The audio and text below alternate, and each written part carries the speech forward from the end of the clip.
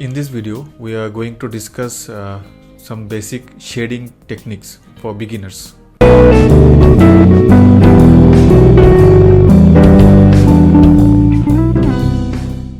Hi, this is BD and welcome to my channel Novice Artist. So here we'll discuss how to shade properly. So let's start. As you can see here, right now we have a rectangular shape, and right now it looks like a very dimensionless, that is as we haven't done any shading on it, so it looks like a 2D shape. Now what we'll do, we'll start shading, and right now I am using a 4H pencil. I am assuming that the light is coming from this side, so this will be the darkest portion, and as we go on we will have lighter and lighter value. So let's start with 4H pencil.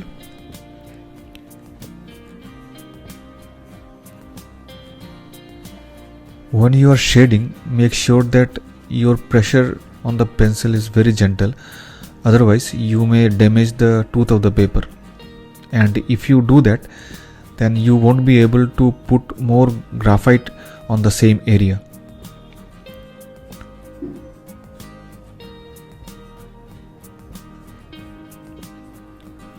As it is 4H, it may not be visible right now, but as we put more and more layer of 4H, you may be able to see a faint shading.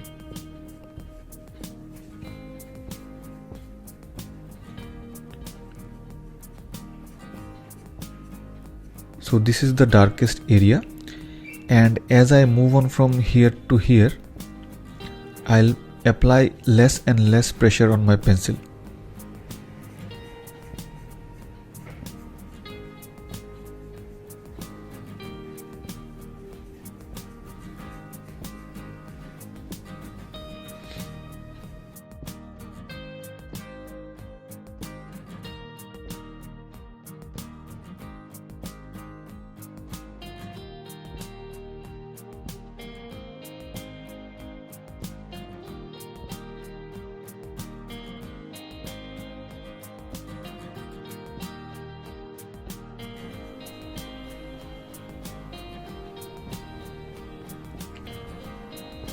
Now what I'll do, I'll take my HB pencil and start again from this side.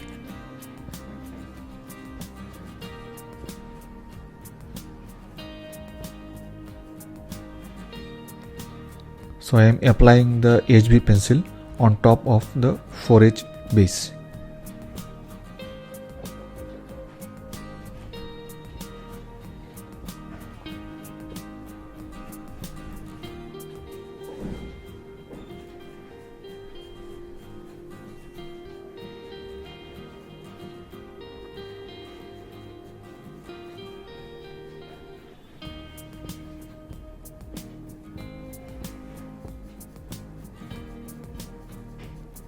And again, as I am moving from here to here, I am applying less and less amount of pressure on the pencil.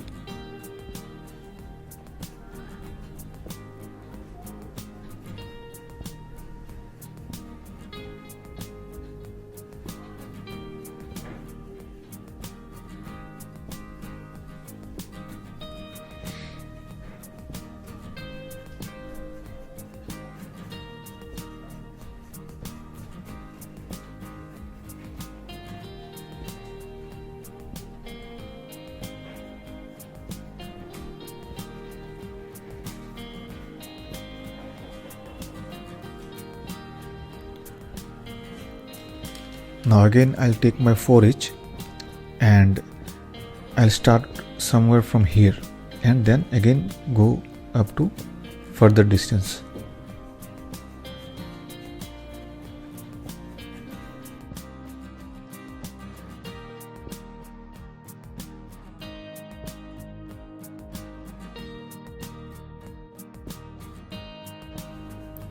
And also make sure that there is no gap between your pencil strokes, otherwise it won't look smooth.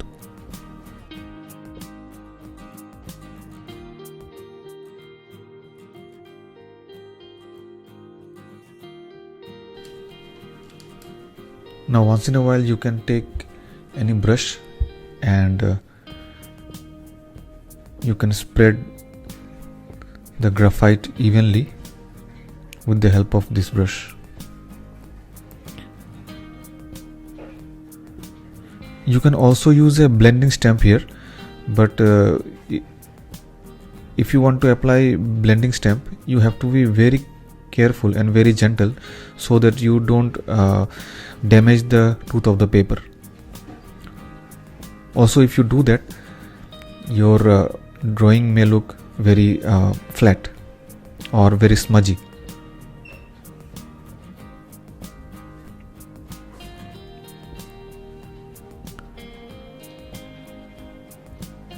Now I am applying a 2B pencil, and again I am starting from the same area.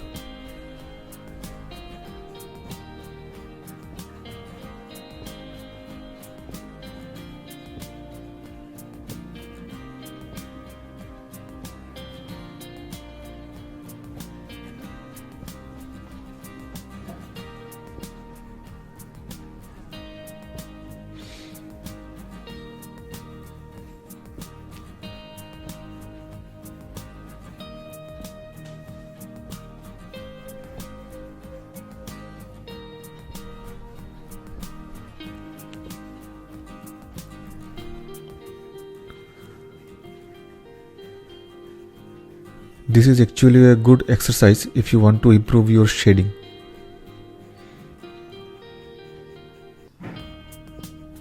So if you practice it regularly, your shading will definitely improve.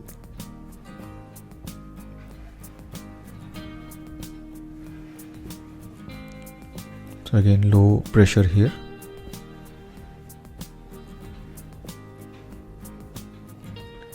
So right now you can see, I think, the transition from a darker value to a lighter value. Now again I'll take my HB and I'll start from here now and proceed further.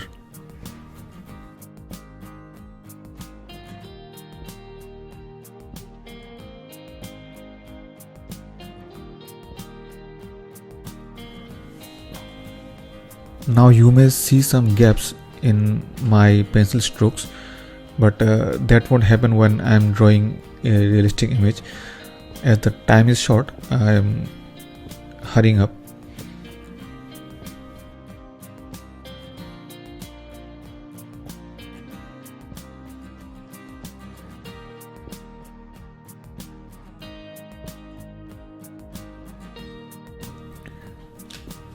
Again I'll take my 4H and proceed further.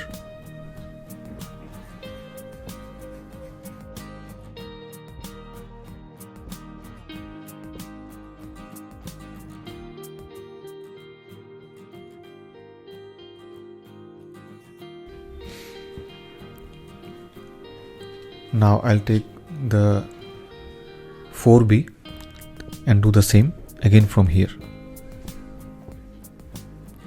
So you can see that the value is increasing slowly.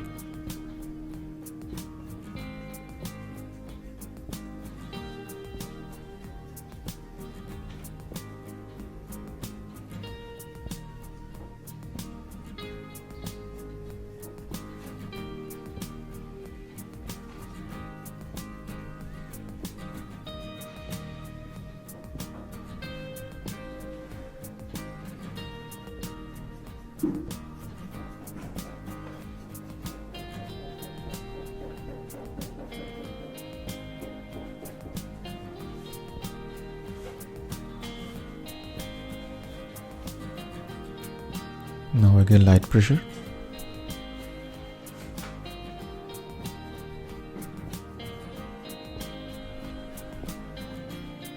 So as I can see here, there is a dark value here, so I can take my needed eraser and tone down the value of this portion. Don't erase it, just dab it so that the value is toned down a bit. I think it's fine now.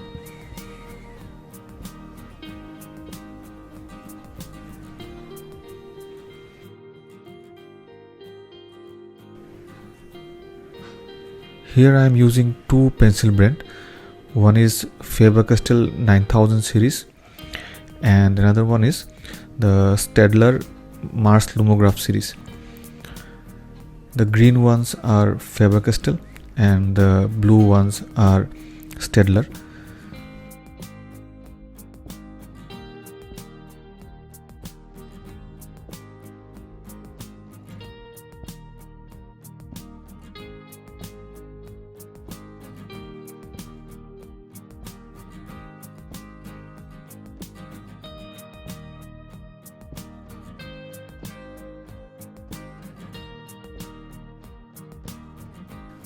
The green ones I am using are 4B and HB, and the blue ones that I am using are 4H and 2B. So now I'll take my 2B again and start from here.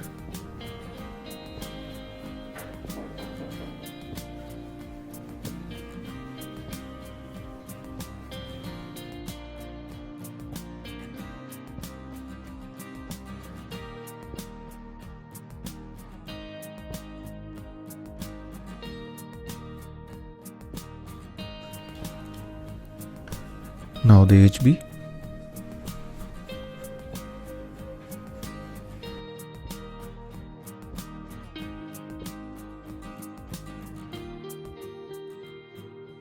And lastly the 4H.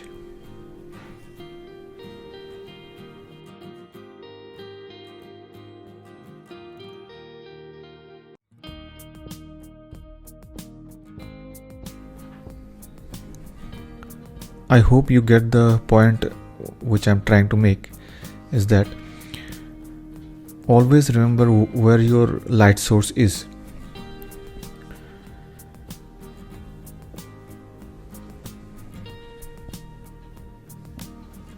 That will help you to identify the darkest portion and the lightest portion.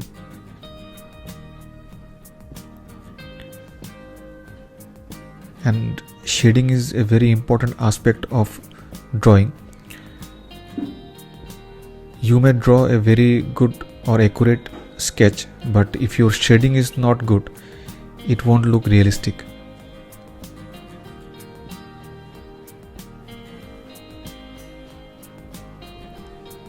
And remember, face is a very dynamic element. It has a lot of curves, so you have to be sure from where your light is coming, where the darkest parts are, where the lightest parts are, where are the contours, and where are the edges.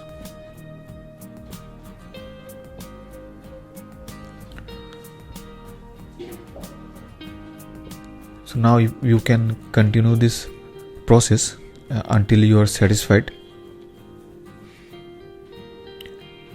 Remember that if the light beam is very broad, the lighter shades will cover more area, whereas if we have a very thin light source or a very small light source, the area under the darker shade will be more. So if it was a thin light source, the darker shade may come up to this or this, depending upon what you are seeing. Here it may represent that the light beam which is falling on it is broad.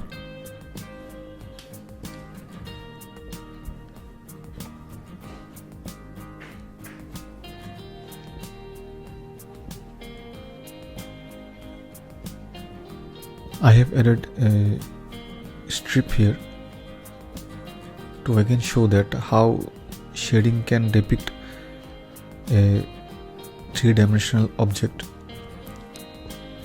Again you can see that there is a very dark region, and as I am moving from this side to this side, the area is becoming lighter and lighter. So as you can see here, using a proper shading technique, you can achieve the proper result that you want, but you have to be very patient with this. So if you have enjoyed this video, I'll appreciate a like and share, and if you want to see more contents like this, a subscribe will be appreciated. Thank you for watching the video.